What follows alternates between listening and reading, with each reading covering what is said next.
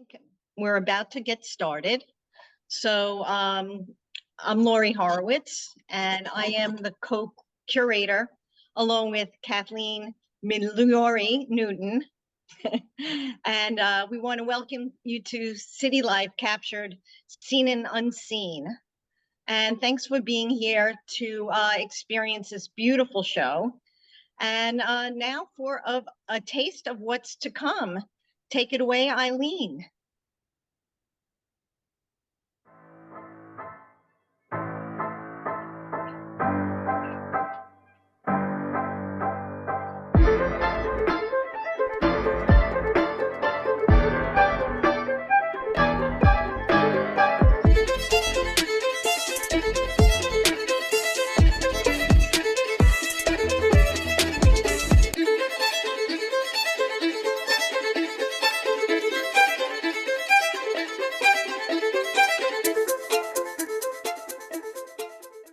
Thank you, Karen Bruckner, for your wonderful video montage. Yes, Karen, thank you.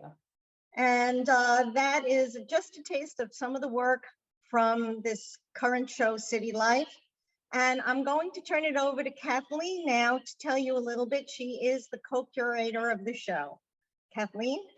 Thank you, Lori. My name is Kathleen Migliore-Newton. Lori Horowitz and I were invited to curate this online exhibit, CityLife, by the curatorial committee of New York Artists Circle, as our work reflects the rich humanity found in New York City. It has allowed me to meet and exchange ideas with many of the artists in CityLife, seen and unseen. There is no correct way to look at the city. This particular exhibit focuses on the people you see while walking down the streets, taking public transportation, and shopping in a myriad of neighborhoods. The possibilities are endless. I was born in a small town in the Midwest and was seduced by the big city and the opportunity and freedom it offered me. One doesn't have to be born here to be a New Yorker. The public spaces can have a psychological effect on the individual. Meandering the twisty streets of Greenwich Village invites one to slow down, take in the rich texture of people and places, and listen to the sounds. Walking across the Brooklyn Bridge, one is awed by the structure and can also share in the tempo of fellow walkers. I taught English as a second language to adults for many years and was exposed to diverse communities of immigrants with their wonderful and sometimes harrowing stories as they adapt to their new environment. When taking public transportation, passengers maintain their privacy sitting or standing next to strangers. It's an opportunity through clothing, gestures, and movement to see cultural and class differences. It's where I often choose my subjects for painting and drawing. When I had my subway series on art on Link, I hoped that some of these subjects would see themselves on the kiosks throughout the city. You can exchange traffic noise for a connection to the nature in the city's parks. But just around the corner, you might see evidence of social problems. The lack of affordability threatens the openness to middle-class people, immigrants, and young people who can bring new energy. New York City is an international city. The artists here portray the life of all races and creeds, compressed into the 5 boroughs, with many different aesthetics, media, including painting, drawing, photography, sculpture, and video. So thank you. And we'll now see the images from the artists in the show. Not just yet. Not just yet. Oh. So I'm going to chime in here. Hi, I'm Lori Horowitz again, and I am the other curator from CityLife, and I want to say thank you to the New York Artists Circle for sponsoring this exhibit and allowing artists to share and support one another. In creating a collage of CityLife, Kathleen and I selected 25 New York Artists Circle member artists representing a variety of viewpoints of people that make up our diverse cities. The artwork captures urban scenes that reflect the overlooked individuals of society, as well as the attention seekers. An intimate view of city life is revealed with this compelling imagery of urban social portraiture. The exhibit reflects an array of personalities and circumstance while using a variety of media to record moments of humanity unfolding around us. Living in the congestion and structure of the city, we engage in many different situations that inspire artists to reflect and share the human condition. Some celebrate the vibrancy and the pulse of the city with parades and views of iconic locations such as Coney Island and Washington Square Park. We see a commonality that knits together neighbors and friends and new acquaintances. There's a sense of belonging and camaraderie that's portrayed in these artworks. Some pay homage to heroes, while others illuminate the less fortunate, showing homelessness and urban dysfunction. We experience the quiet solitude of retreat from mayhem in our parks and hidden corners reflecting both personal and physical experiences. These work inspire empathy while exposing the indifference to the unseen and the hidden in plain sight. I'm honored to be a curator of this show, and the theme is very near and dear to me. Starting my process with camera in hand, I record and engage my subjects, digesting their postures while their faces reflect their stories. I create life-size relief paper mache and mixed media and caustic wax sculptures depicting individuals in society and their interactions. I somehow seem bonded to these individuals, and I carefully explore their attitudes without placing judgment. These pieces reflect interpretations of everyday moments of isolation, disassociation, and violation versus joy, pride, and vibrancy. Sorry. This show brings light to the overlooked and intention seekers in society, and often going unseen and unheard, we all contribute and make up this diverse city life. Okay, now our first speaker I want to introduce is Barbara Swanson Sherman, and she will be sharing a statement. And now I'm going to share my screen.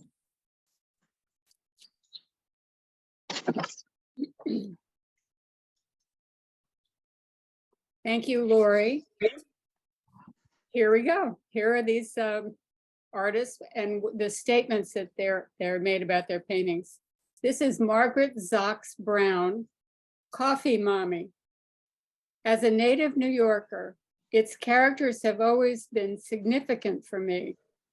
This painting from my New York Characters series is of an iconic coffee truck worker proffering the recognizable paper cup of coffee with its classic Greek structure emblazoned on the blue background.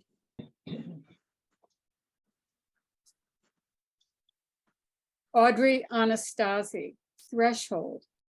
This painting shows a young woman at a threshold, both literally and symbolically.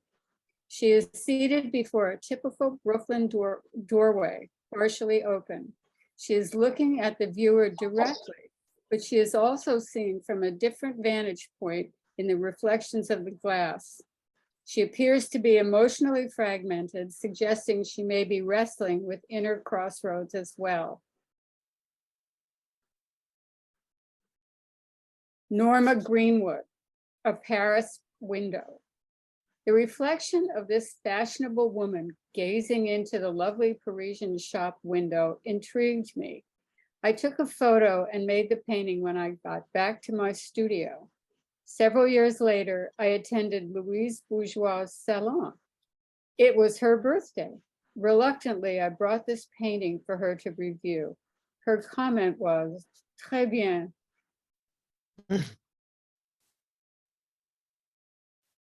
It is très bien.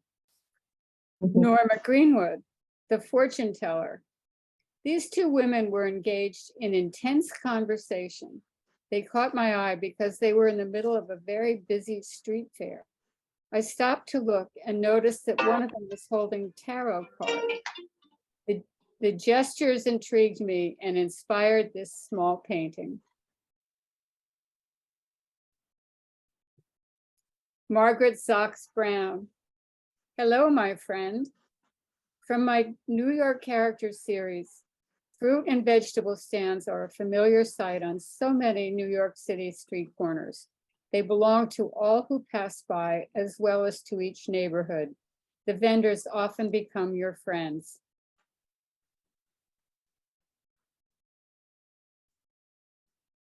Barbara Griffiths, Park Bench by Railings. My trash series examines the brain's approach to art. The first reaction is aesthetic. The second is empathetic. The third is moral judgment. Is the artist drawing attention to the plight of the homeless, or is she exploiting them to make art?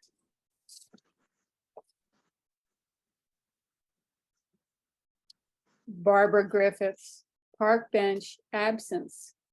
Bench trash may or may not include human presence. It's hard to tell.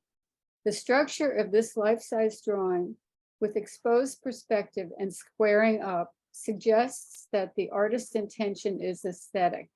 Can such a sanitized view help us ignore the subject? Barbara Swanson Sherman, The Hall of Monuments. Wherever you walk in New York City, you meet our heroes, carved in marble or cast in bronze. Whether mythical, allegorical, fictional, human, canine, feline, or equine, they embody the spirit of the city. Can you identify them all? Leah Poller, My Sunflower Man. In the extraordinary diversity of New York City, my Rastafarian Jason wears his identity like a headdress. A beaming smile and a huge radiating warmth act like a golden sunflower in a field, reflecting his spirit in a soul-captured sculpture.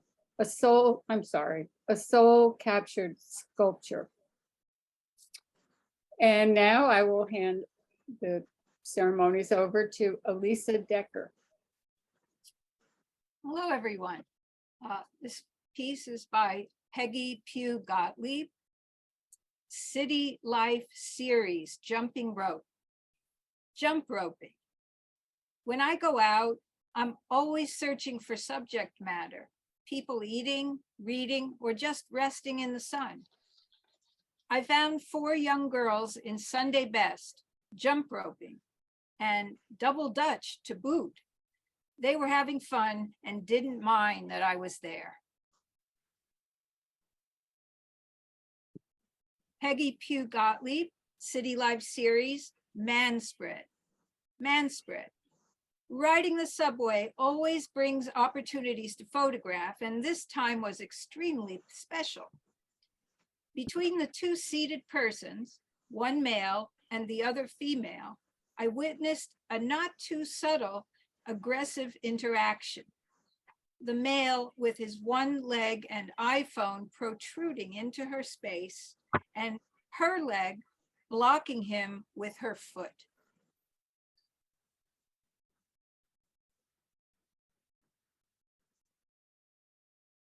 Luis Miangos Castellanos. This is called Spats.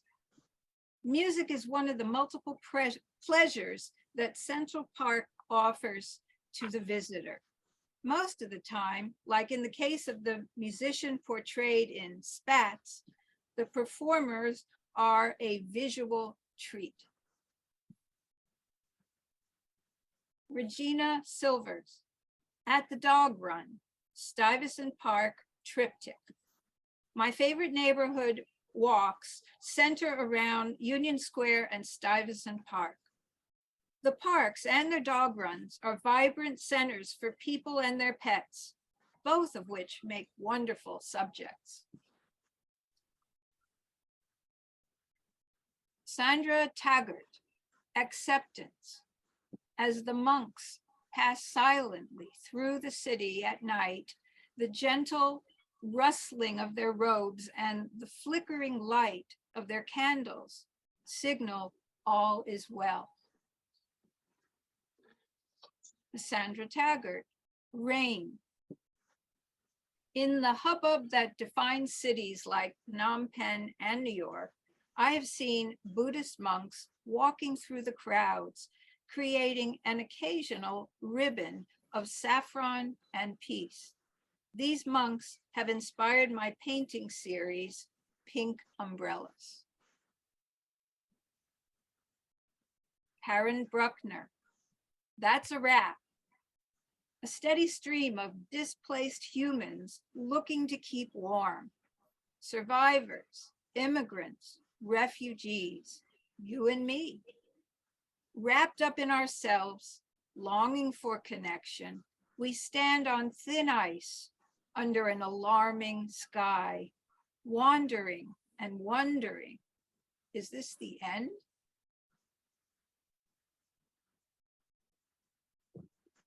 Karen Bruckner, Back to City Life. The city returns to life and vibrancy.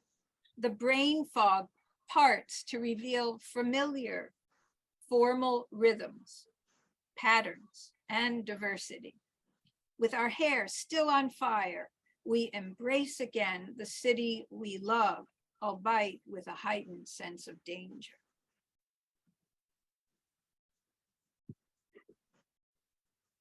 Sandra Kavanagh, Urban Story 1.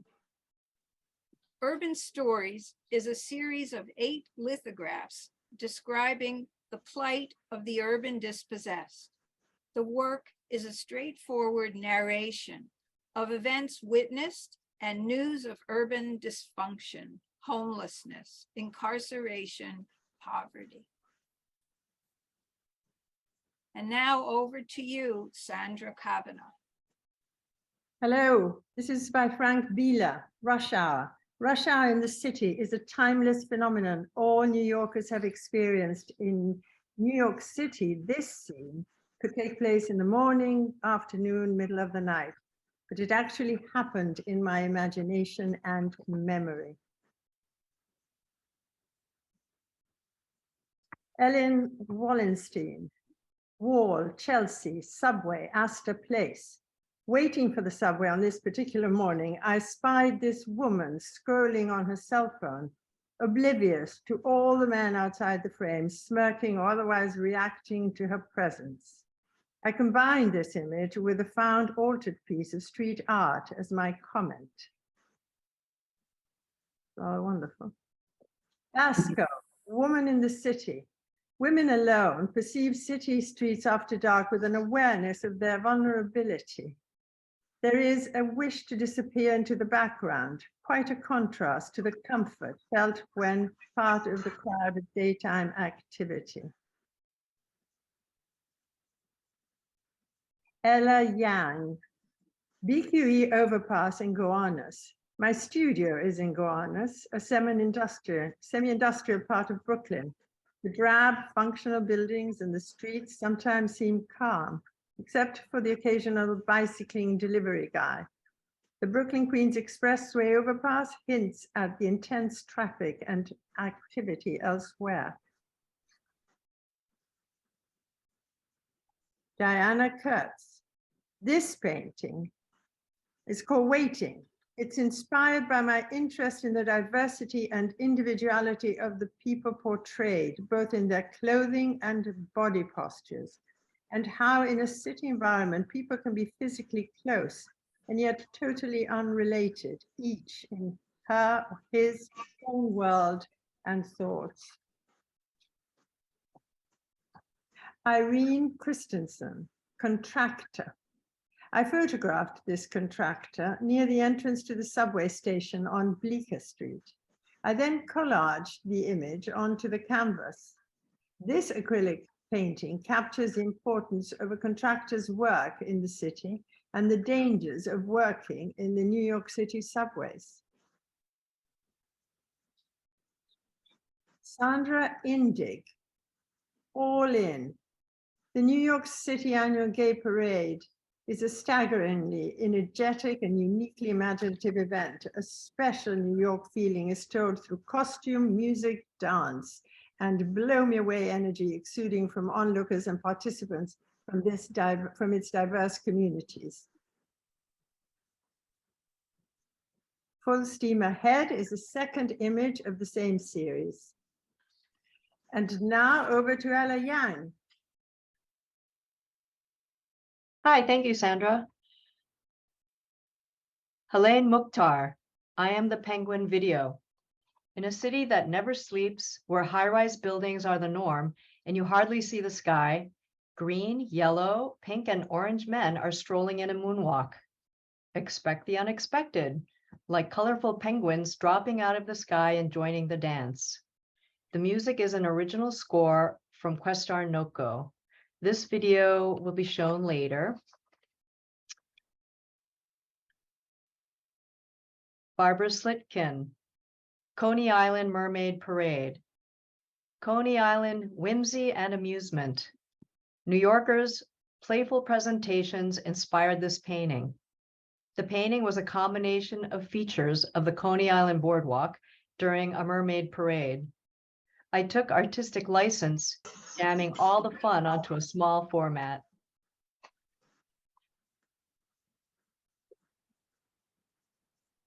Arthur Kvarnstrom, Central Park, number 13. Painting in Central Park provides an opportunity to populate my landscapes with figures. These people are escaping the frenzy of the city, seeking peace and quiet in one of the ways available in this environment to everyone and anyone.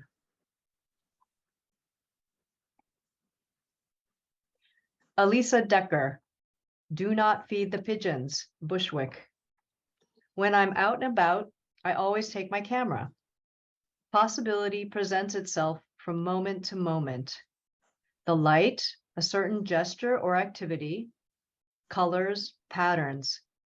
I loved seeing Mother Pigeon at work in her Bushwick setting with her array of lifelike pigeons. Kathleen Migliore-Newton, Couple. This painting is of a couple on the subway sharing intimacy in this public place. Their figures are painted in simplified color. I intended to focus on them and minimally on the background. The color's intensity expresses the energy of their relationship. I use a contrast of drawn brushstrokes with flat areas of color. Lori Horowitz, All American. Just north of the border, a Mexican street vendor makes his living selling the, quote, all-American, end quote, hot dog. Life-sized relief papier-mâché sculptures depict individuals in society and their interactions in everyday life. Often going unseen and unheard, we all contribute and make up this diverse and multifaceted population. Lori Horowitz, Lovebirds. Quote, this interpretive work by artist Lori Horowitz grafts two small beings to a central figure in an almost chimeric way.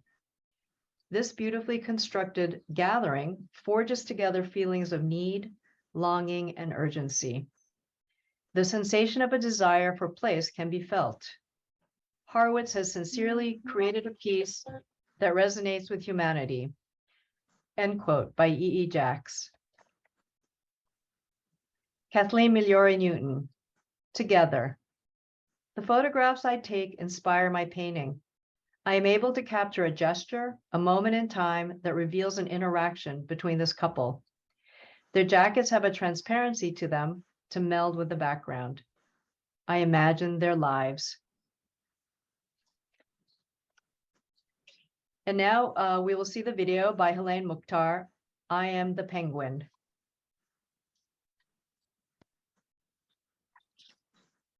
Okay.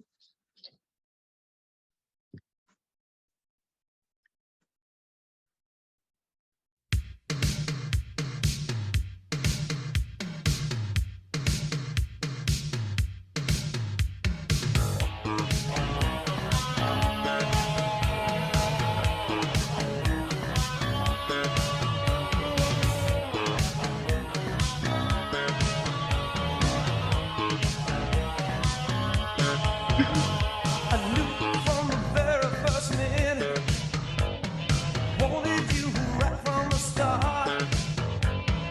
Game of love that has no limit, when it takes control of my heart. It can be infatuation, 'cause what I'm feeling is way too strong. Let's take advantage of the situation.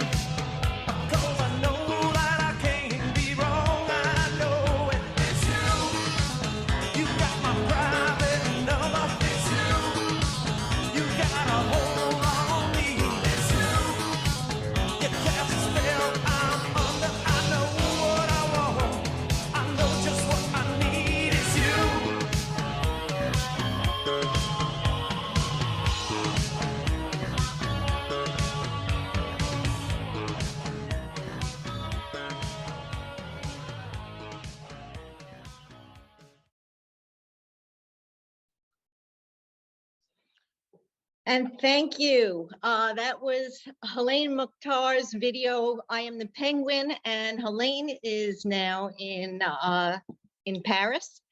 And our next speaker is coming to you from Milan, Italy. So we have an international crowd here tonight. We will introduce Leah Puller now, and she will tell us a bit about her artwork, her process, and her piece, The Sunflower Man.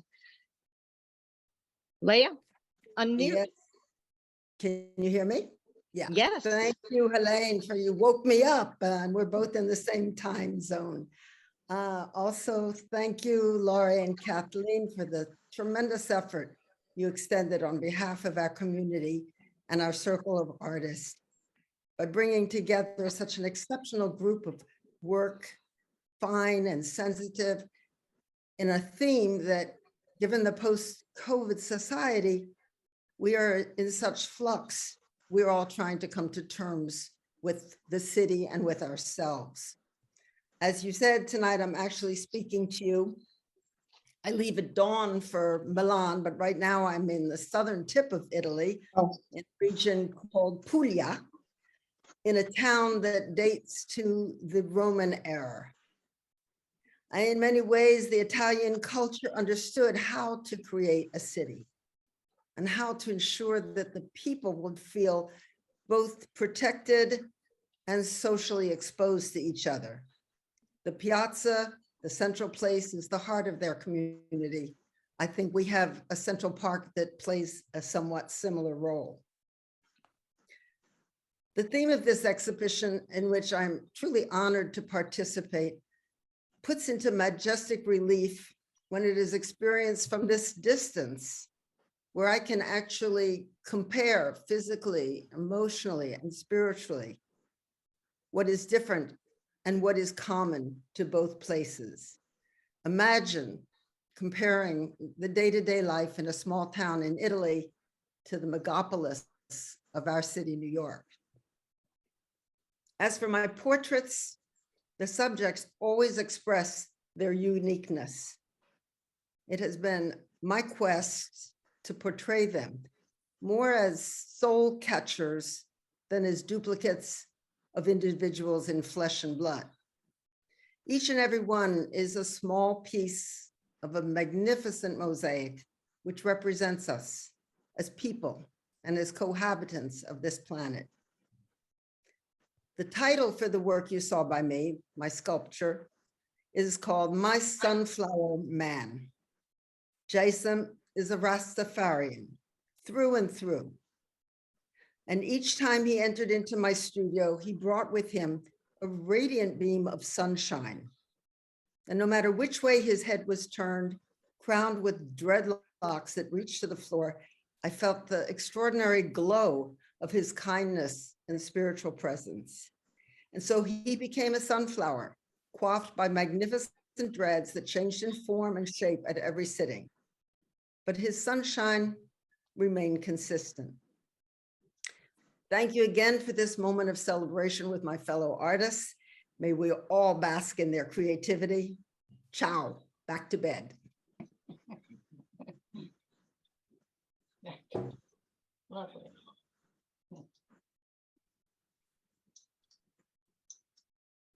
Hi, so I am Margaret Zox Brown, and I too am so grateful to be part of this show. Being a New Yorker, this was the perfect show for me. So thank you very much for including me.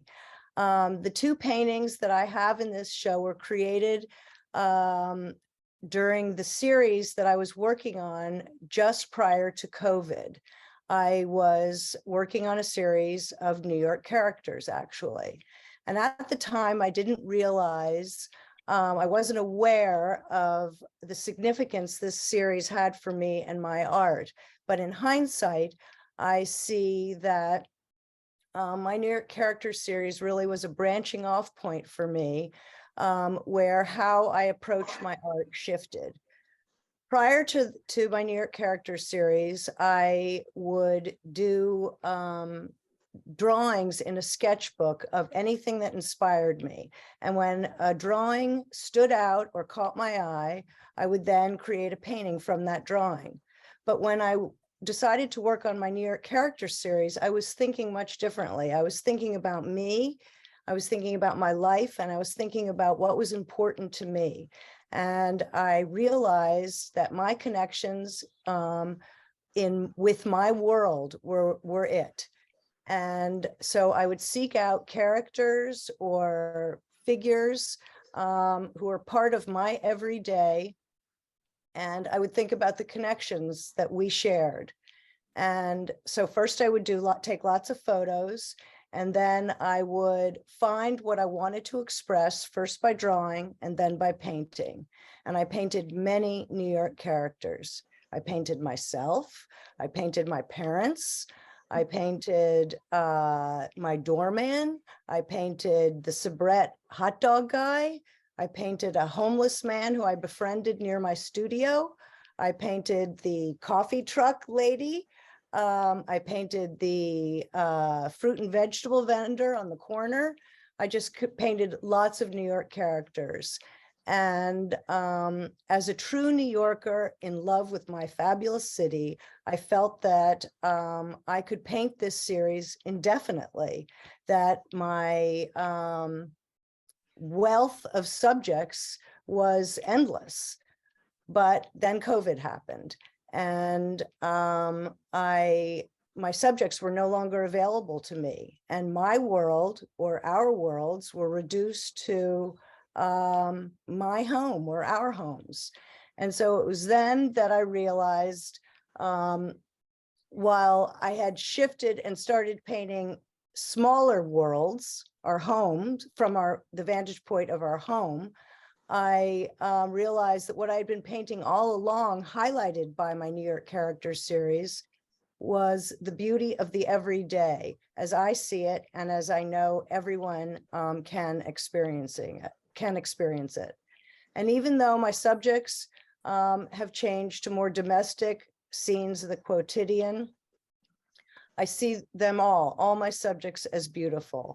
And they provide a connection that we all can share. And so with my art, I'm happily expressing all this beauty, using all elements such as subject, color, light, form, mood, everything in my art, so that all who look at my art can enjoy it, experience it, and relate to it. That's it. Very good. Oh, I'm sorry. And the next person to speak is Barbara Griffiths.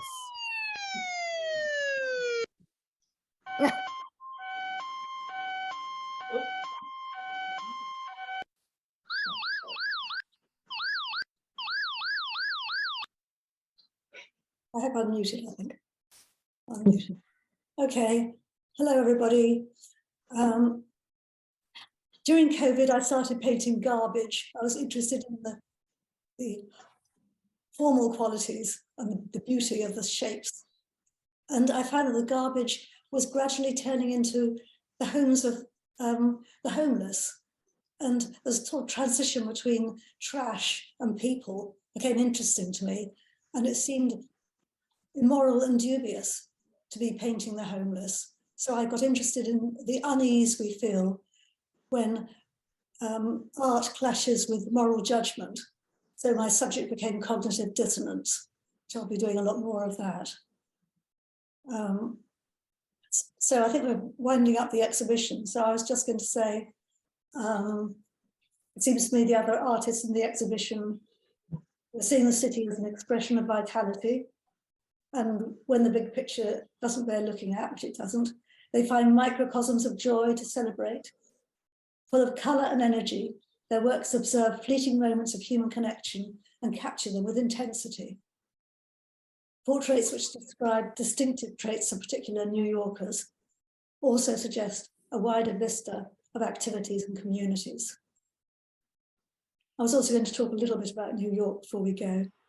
It has just been voted the 3rd best city in the world.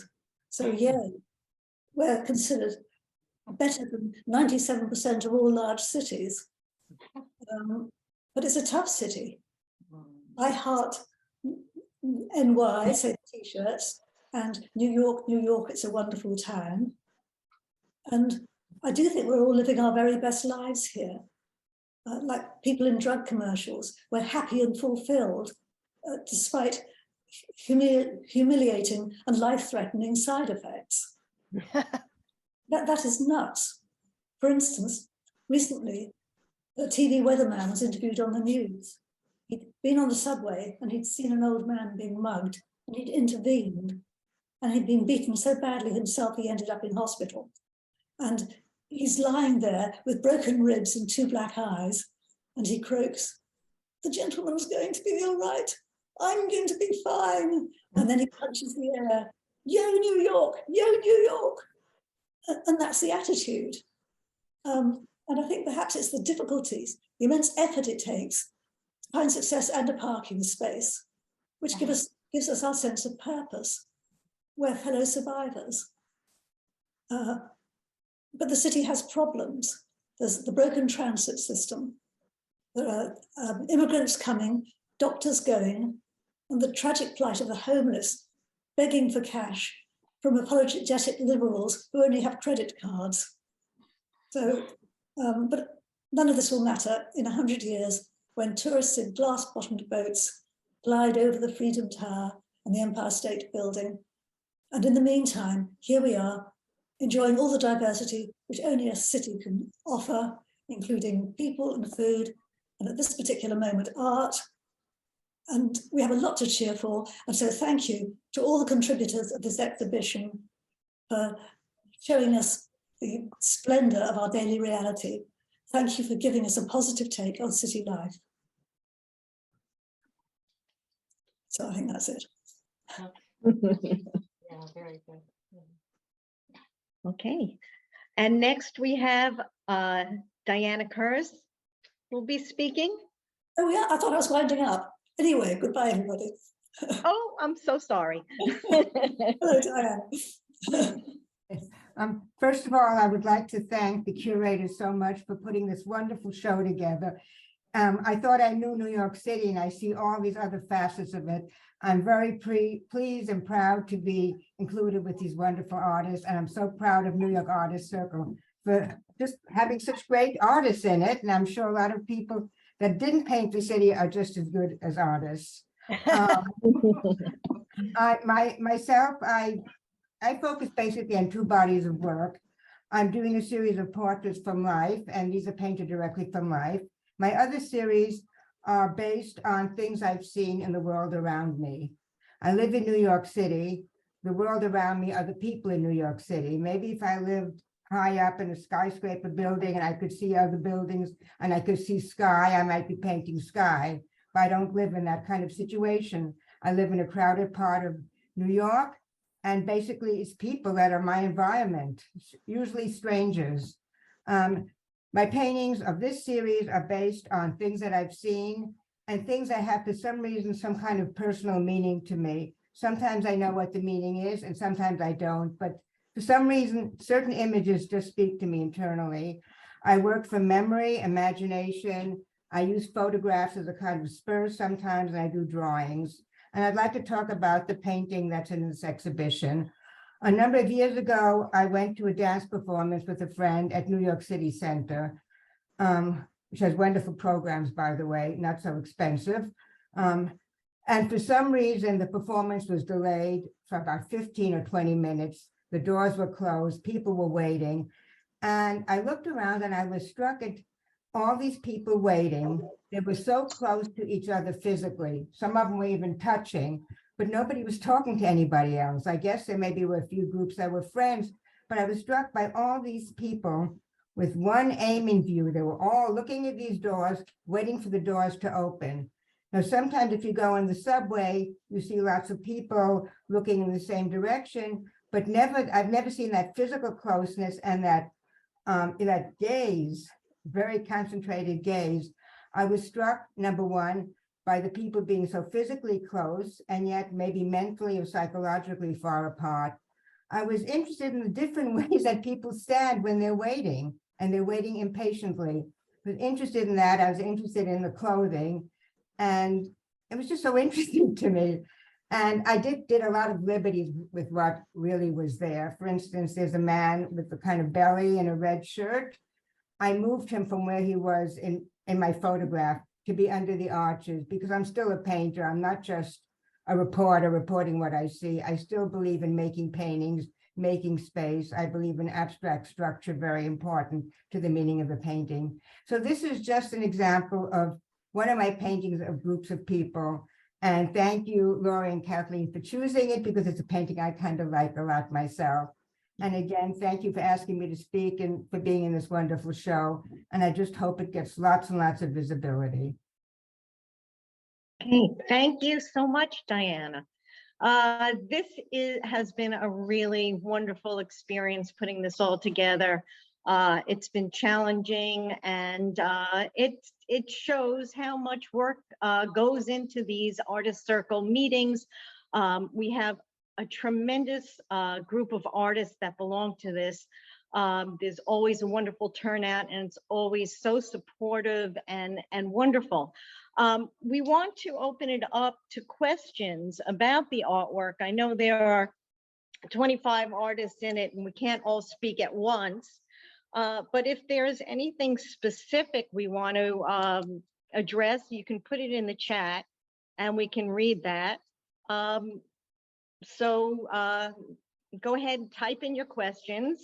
And in the meantime, maybe we'll ask some of our readers if they want to say something about their work. We can bring in, how about Barbara Swanson Sherman? Are you still here?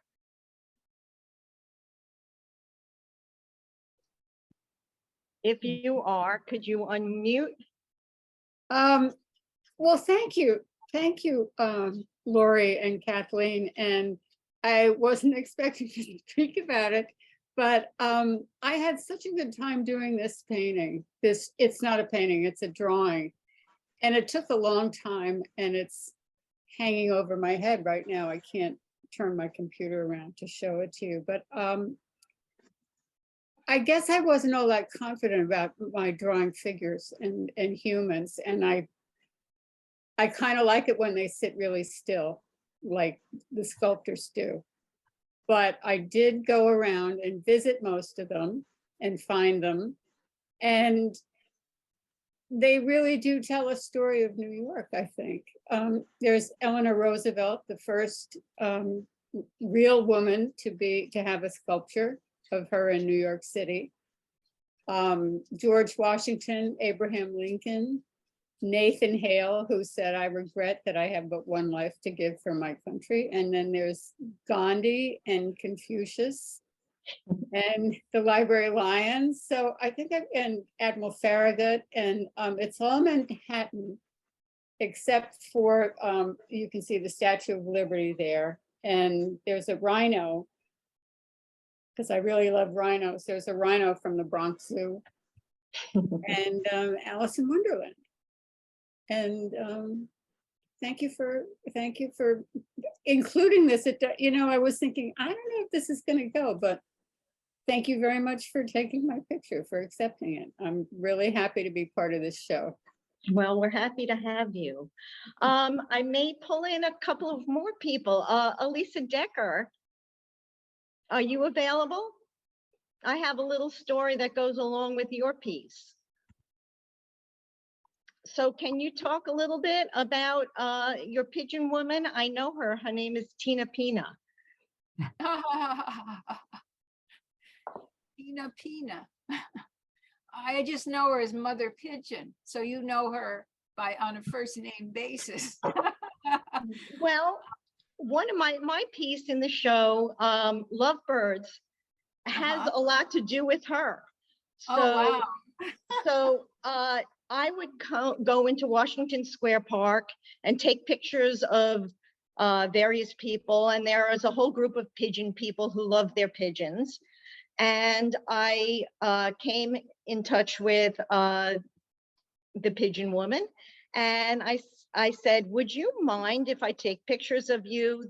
And I showed her a picture of Lovebirds. And I said, this is what I'm going to be doing. And she responded, oh my God, it's Larry. And I said, would you do me a favor?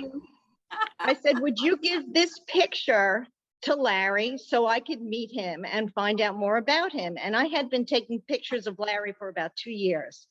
So she introduced me to Larry, who wasn't a homeless man, and he wasn't, detached. He just loved the birds. He was very coherent and very willing to share his story. So I think it's really interesting that the city is, as large as the city is, it's very small. So how did you come about knowing Mother Pigeon? I was walking around Bushwick, and there she was, all set up, with sewing machine. It was like her outdoor studio on that corner. And I too asked her if she minded if I took some pictures, and that was, and I've seen her since and said hello. She's in Union Square Park. She's had some issues. Sometimes they ask her to leave, and she protests about it on social media. Mother Pigeon, that's how she goes by. Yes. Alyssa, what does she do? What is she doing with her sewing machine? Is she making? She makes these pigeons with,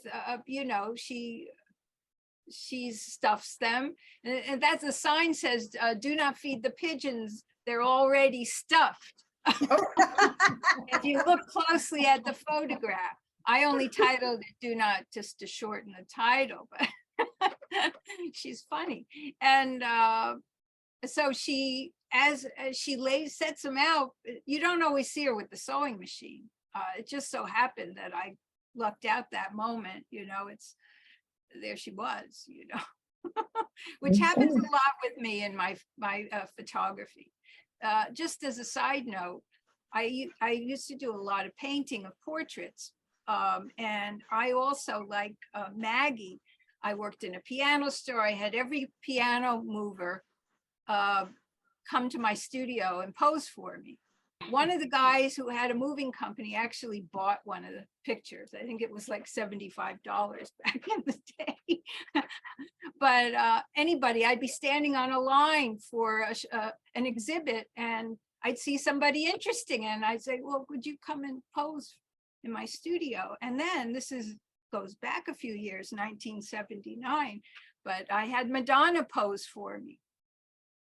She was modeling at one of the life drawing classes, and I liked the way she looked.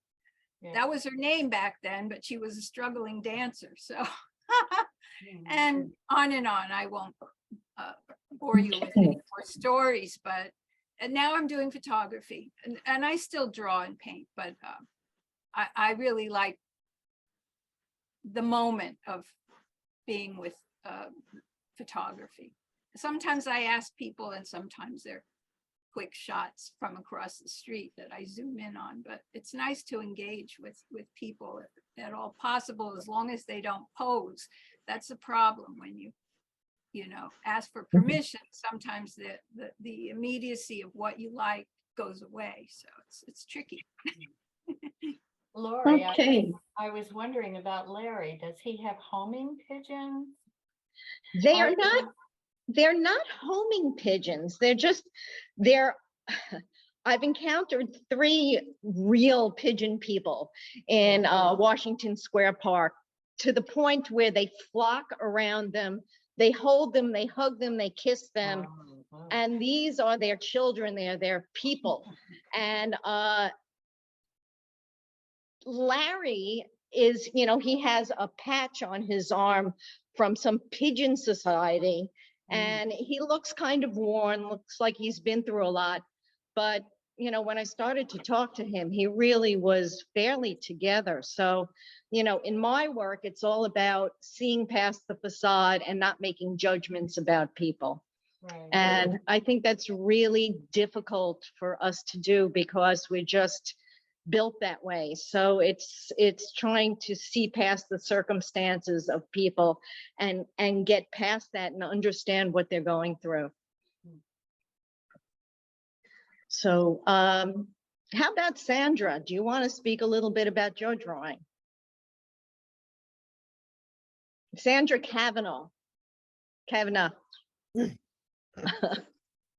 Unmute. Yeah.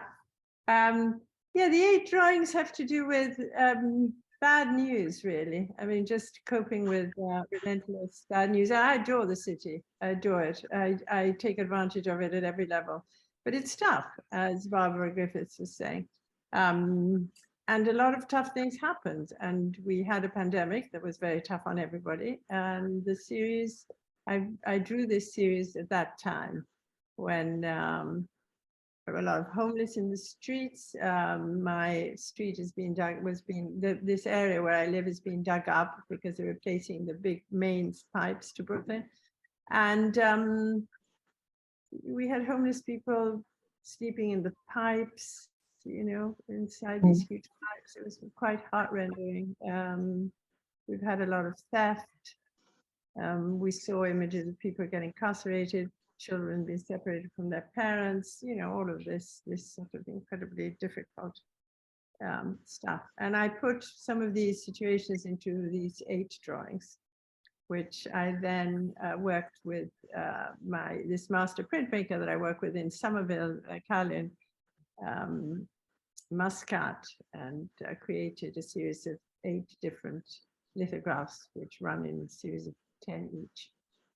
So that was that, and that was the first one. The scene itself is rather like what I was looking outside the window, these huge pipes. Half our street was taken with all this contractor's debris, and these homeless people that would sleep inside these pipes. It was very sad.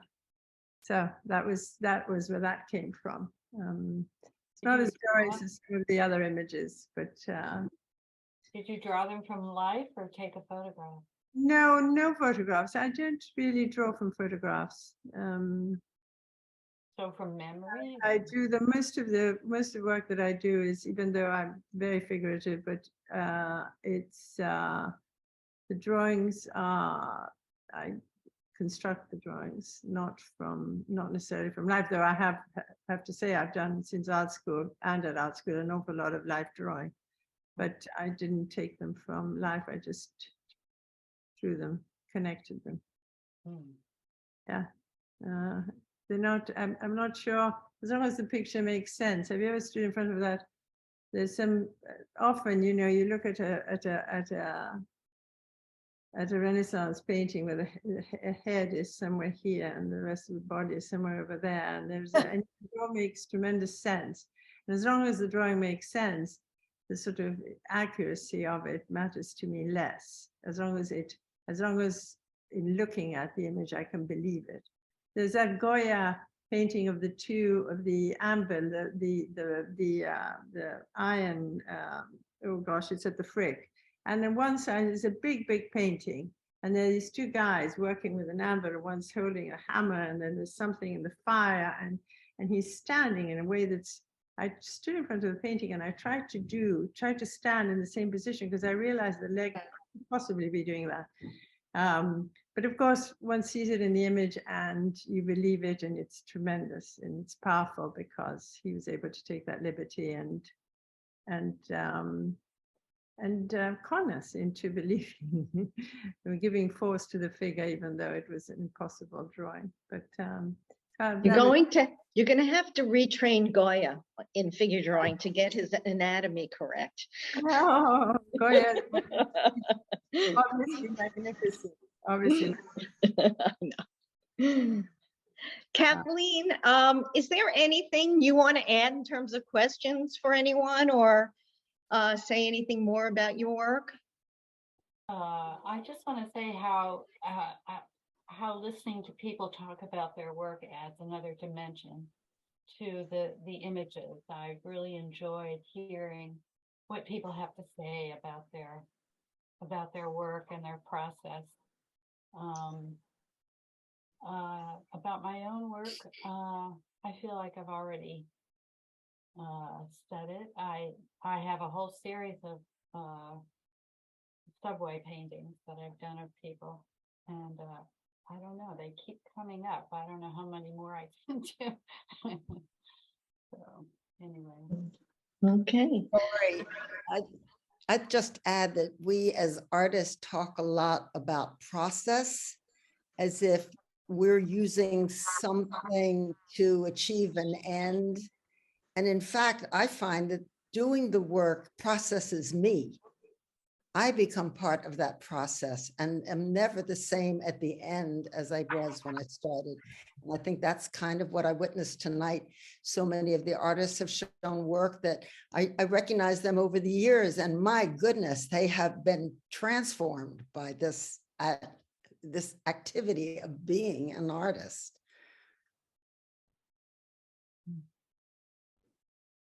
Yes. Well, I just think that reviewing the artwork, seeing one isolated piece of somebody's work versus going into the website, the New York City Artist Circle website, and viewing the body of work and really sort of seeing the depth and the expanse of what people can do. A lot of us concentrate on one particular theme, but there are many of us who have a great diversity in our work, drawing, painting, sculpture.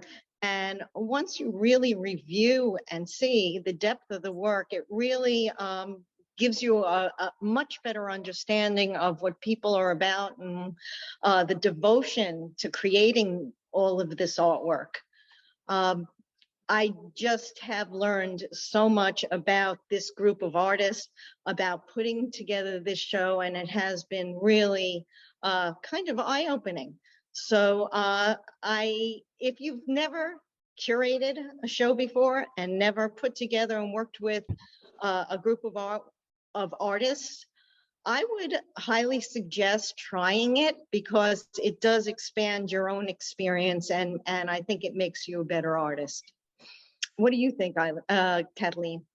Yes, I think it's been really great for me because I'm sort of a newish member, and it's really helped me learn more about the other artists in this show. And I also want to thank you, Lori, for doing the extra work that made the individual images come up. That was very effective and worked really well. Well, Lori, it was. say something about, thank you, it's Lois. I Hi, want Lois. to thank you for the plug for working with curatorial work, because it's another addition. I mean, addition to what we do. We all curate our own work, and it's such a pleasure to see the fruits of the labor of trying to put together the program when we have so many different artists with different subject matters as their main work endeavor. And by putting together a program with many series of shows, it just shows the depth of artistic talent we have. And it's a pleasure to see the CityLife show. And of course, after last year's show with Bascove and Cora, where they focus on the landscape and the structure of the city, it's great to see you do the personalities, the characters, crazy people and inspiring people of New York City. So thank you for making a great show and selecting all the ensemble of artists that have been contributing to this great presentation. So thank you again for doing it. You're welcome. Okay, you're welcome. You're very welcome. So the show will be up on the New York City Artist Circle, New York Artist Circle website. And you can take your time and browse through the images and really read the artist's statements, take your time with it. I know much of the work is for sale, and you can always contact us at the New York Artist Circle if you're interested in anything. And other than that, you can look at some of the other shows that are up on our website. And again, look through the artist portfolios and see what a great, strong group of artists we are. How many members do we have in this group now? Lois, do you know? No, I think there are 200 something people on the website. There are 400 or 500 artists who've been involved with the group over 25 years, but I don't have the stats exactly. There are a lot of people who are passive and not participating a lot, but they still get emails, etc. But you know, it's a big group, I must say. It is. Well, are there any other questions that anybody wants to ask of our artists? You can unmute yourself and chime in if you like.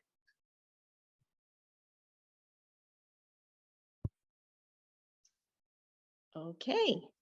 Well, I guess that about covers it then. Any other suggestions, any other comments anybody wants to make? Sure, I will. I'll say what I just wrote in the chat, which I said, New York City is such a magnificent place. All the people who make it up are as dynamic and interesting as the art that is revealed here. This show mirrors beautifully the excellence of this city. And that's why I've always been in love with this city, because I mean, it's got the best of the best and the worst of the best of the worst. It's got everything. And the people are it, and it's so colorful and rich, and I'm so proud to be a New Yorker, and I'm really proud to be in this show. It's been great. Thank you. Okay, on that note, I guess we will say good night and stay warm and enjoy the rest of the winter, and have a good night. Thanks for tuning in. Thank you, Lori and Kathleen.